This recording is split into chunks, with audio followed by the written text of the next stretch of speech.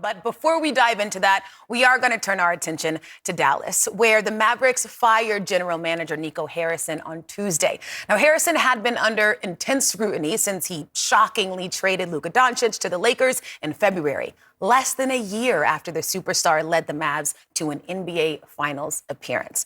Now, as Blake alluded to, Dirk, you are a Mavs legend. I know that your phone has been blowing up. Why did this move have to happen? Well, I think there's just too many distractions, too much going on to keep going this way. This move should have probably happened this summer, honestly. I didn't want this negative energy and this black cloud over the Cooper Flag era, but here we are now.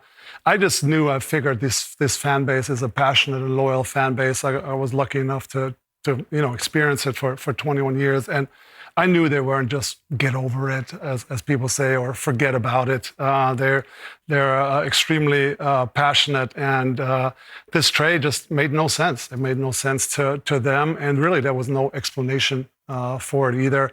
You go to the finals the year before. You give up all these assets to build really the team around Luka with some 6'9" wings that all can switch and guard for him. You had two lob threats with Gafford and Lively, and the team was built around him. You added Clay, which the shooting was a little bit of an issue in the finals against Boston. So you did all this. They started the following season well.